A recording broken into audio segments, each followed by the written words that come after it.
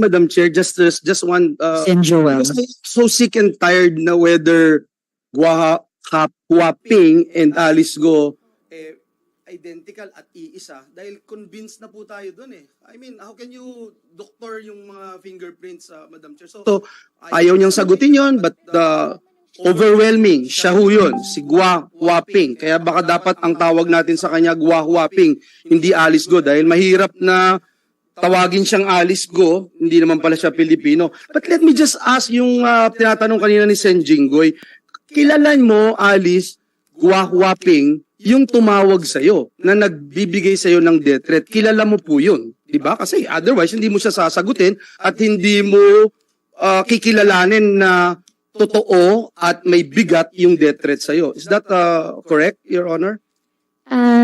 Your Honor, isa po doon, kilala ko po. Pero i-clarify ko lang po yung nakita ko po kanina sa monitor po.